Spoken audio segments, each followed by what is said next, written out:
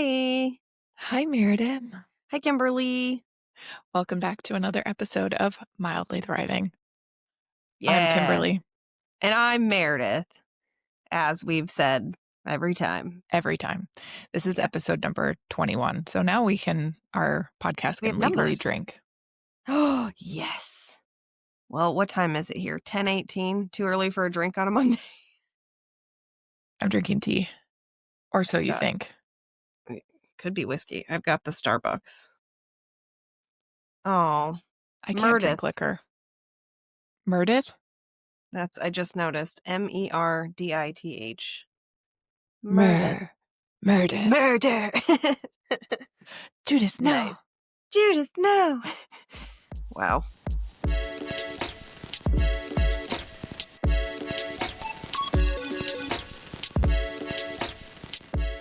Okay, so I know that this is your episode, but I have news. I I like news. I'm I an- like news. I know. Oh, sorry, go. I'm an aunt. It's official. Yay! I want to My pretend I'm surprised, but I already know this. I know. I told you. I couldn't keep it in. I'm very excited. My brother's wife had their first baby, and he's adorable, and I love him so much, and my heart is going to explode, and I can't even wait to meet him. So And you get to meet him tomorrow. tomorrow, in theory, but he's on his own timeline, I guess, like Well, yeah, I mean, this whole sleeping and pooping thing keeps him really busy at the moment. So whatever. well, I'm sure he'll make time for you in his busy schedule. I hope so. I'm very excited.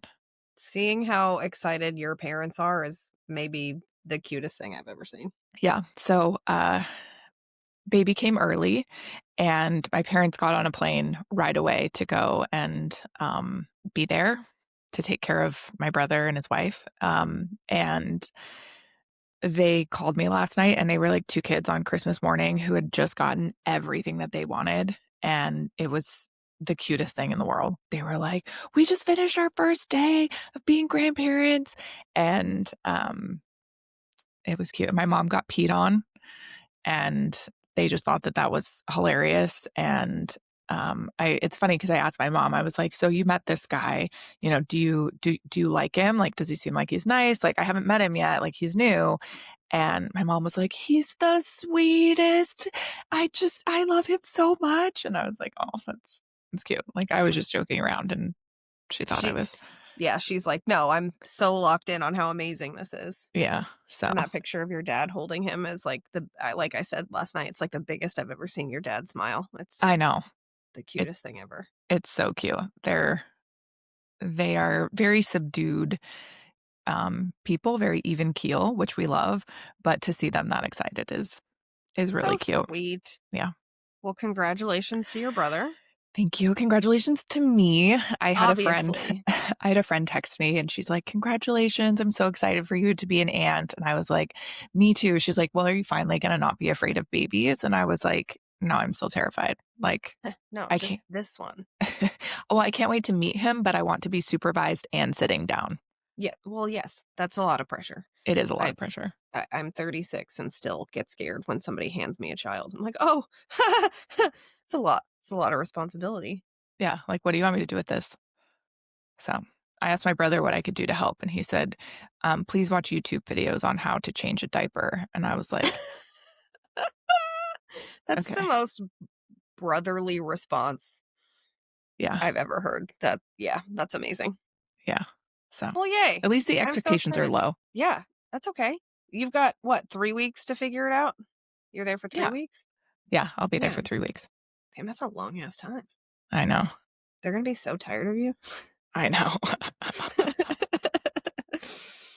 I'm going to have to talk to Sean and be like, how's the Kimberly babysitting going?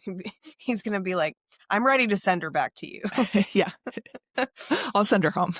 It's like, No, okay, fine. he's going to love it. I know. I'm going to be great. Obviously kidding. I know. I'm so excited. Yeah, me too. Okay, that's my news. Yay! I love this news. Okay. I almost shit my pants on the way home this morning, so figured I'd share that. Tell us. Tell us your news. I we both have equally important news. Uh, since we talk about it all the time, I figured it was appropriate. No, I stayed in Seattle. My friend from Alaska came to visit last night. And I stayed overnight with her in Seattle and uh left early this morning. But we ate pasta at like midnight last night. And so I woke up this morning. I was staying with her and her friend who I just met yesterday. And I was like, I had to go to the bathroom as soon as I got up. I was like, it feels like a better idea to drive home than to blow up their bathroom with. Was there no fan in the bathroom? I don't remember, but they were both like trying to sleep for another hour before they had to go to the airport, and I was trying to make as little noise as possible. I didn't turn on any lights. I was just like, I had my bag ready and I was just like trying to sneak out. So I was Is like, that why okay, your shirt is on backwards? it is not on backwards. I I did know that it's yesterday. wrinkled and I look homeless, but it's fine. I reserve the right to do better in the future. I'm mildly thriving. Um but anyways, I went and got my car. I drove the hour home. I had to get Gunner, and then I got here and I had Gunner's food bag and my bag and a purse, and I'm holding Gunner and I'm like running up the stairs. I'm like, "Oh my god. I hope I make it." Anyways, And you made I it? I did make it, but Okay. it was Your days anybody are who's numbered. yeah, anybody who saw me running through the hallway was like, she has an emergency situation of some kind going on. And poor Gunner's just like bouncing in my arm, like, "Are we okay?" He's like, lady, don't you realize how old I am? I like threw all of my bags on the ground the second I got to my front door. I'm like, "Where's my fucking key?" So that's my story this morning. Good news. I made it. Everything's fine. I feel Cool. better now. Yeah. We have so much good news. I know. Oh my gosh. I didn't shit my pants. You're an aunt. Yeah. We're The world changing is the world. great. I know. Ugh. Okay. Do you want to talk about today's topic? I'm I sorry. would love to. Okay. Let's talk about New Year's resolutions. What are they? Where do they come from? What are they made of? We may never know. Yeah, because we are on the cusp of a new year when this episode comes out. So it's like, you know, we be thinking Can't about that. It's like we can go from Thanksgiving to Christmas, and then all of a sudden we're like, we're going to be our best versions of ourselves. and that lasts about 5.5 seconds. Yeah. For most of us. I'll get there. Yeah. But yeah, New Year's resolutions are fun. How often do you do them? I usually do like something every year of like, oh, I'm going to like try to do this or try to do that. Like, I think last year my New Year's resolution was to read more. And I got really into reading for like the first, I don't know, first like 4 months, 5 months. And then I finished a book and I have not been able to pick up another book since.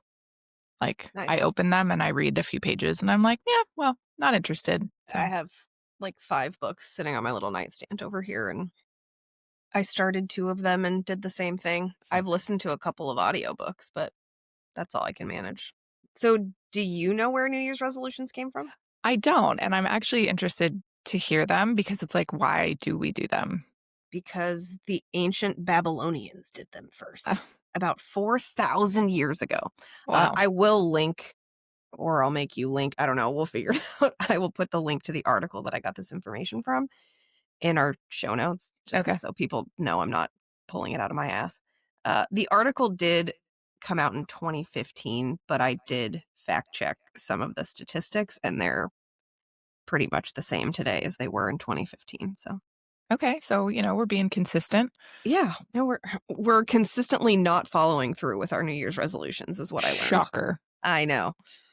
So the ancient Babylonians did them first, and their new year was in mid-March based on crop planting. Can I ask a question? My question is actually, where was Babylon? Why would you do that to me? Why the Oh, fuck sorry. would I know that? Oh my God, I'll Google it. Hang on. I want to guess. Nope, I don't know. I feel like I'm just gonna sound like a dipshit. Oh, okay. So Babylon refers primarily to a major ancient Mesopotamian city. And there's some other things and wonders like hanging gardens Oh, yeah, that was one of significant. the 7 ancient wonders of the world. Yeah. And it's located in modern day Iraq, and it's now a UNESCO site. Okay, I don't know what that means. It's like World Heritage or something. Oh, It's historic, significant. okay, okay. They celebrated New Year's with a 12-day religious festival called Akitu. Uh, but what they would do is at this time of year, they would promise to repay their debts or return items that they had borrowed. And they thought that if they didn't follow through on these promises, that the gods would not show them favor. So it was much more likely that people followed through on their resolutions because they didn't want to be shunned by the gods and they wanted their crops to succeed. And Okay. That makes sense. so Julius Caesar was the one that changed New Year's resolutions to, or just New Year's to January 1st, around 46 BC. And it was named after the two-faced god of doorways and transitions. And it's spelled Janus. How would you pronounce that? Janus. I was like, Janus? Janus? I don't know. It's anus with a J. Yeah, it is. Maybe So the J is actually silent.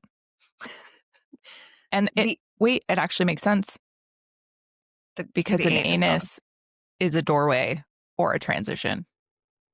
Boom. Roasted. I would drop this microphone, but it's expensive and I'm not holding it.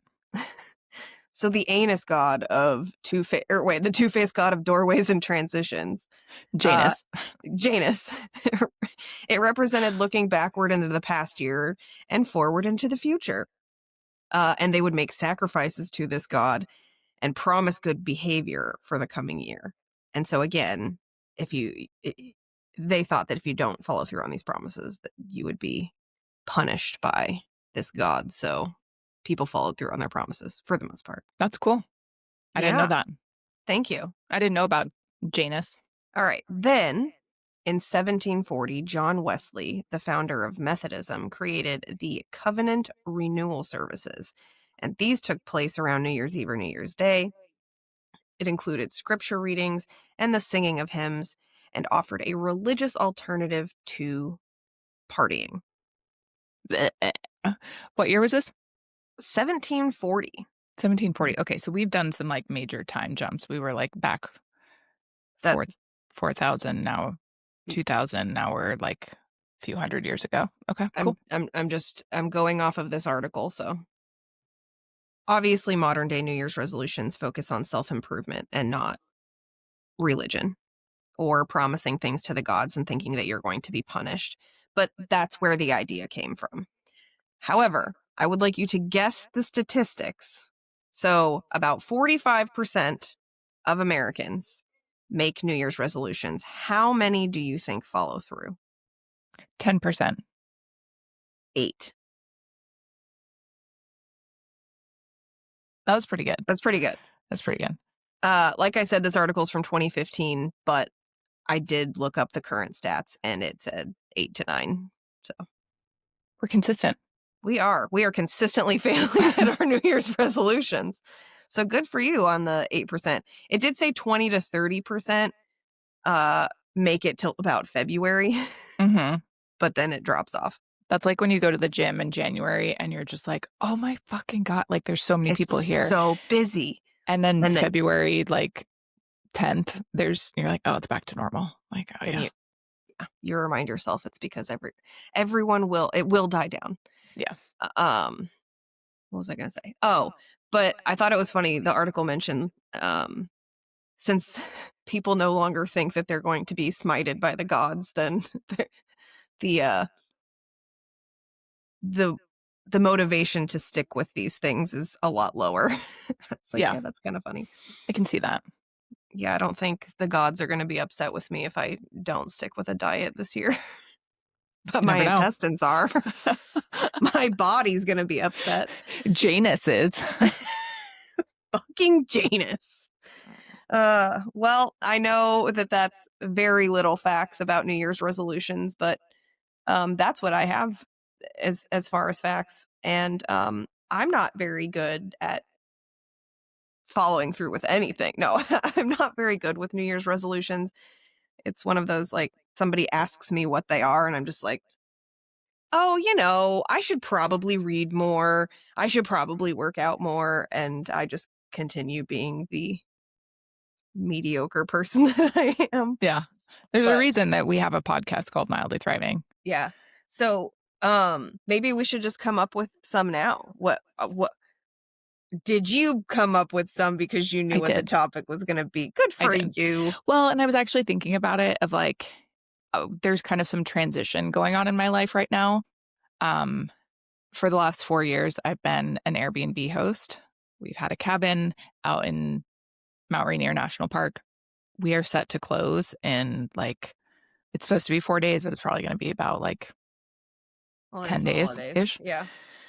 Um, and as a result of that, I feel like I've been tethered to my phone because, like, I never know when somebody from Airbnb is going to need something. So, my resolution this year is less phone. And I kind of have some notes. Um, if you Yeah. really, if you really I want to know. I do. It's just your facial expressions that are making me laugh. Just so Okay. sassy. Yeah. Cause I want less screen time. What I really want to do is just put my phone somewhere in the house and like this is where it lives. And then I have the ringer on so that I can hear it if it rings. And then like manage notifications so that it's not like constantly going off. And then manage the notifications that I get on my watch so that like I don't necessarily miss an important phone call or um whatever. And then removing any like scrolling apps. I already don't have social media on my phone, but like taking Pinterest off because sometimes I can get real scrolly in that.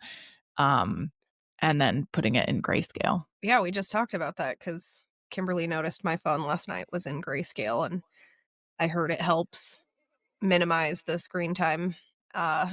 And I would also like to do the same thing. I wasn't as specific as yours, but I just want to be on the social media apps less because that's where I end up when I'm stressed and overwhelmed and need to do a whole bunch of stuff, and then I just don't because I'm overwhelmed and I end up on Instagram for 2 hours looking at reels, and I tell myself because I don't have TikTok that I'm not wasting my time on those things, but I'm just watching them on Instagram.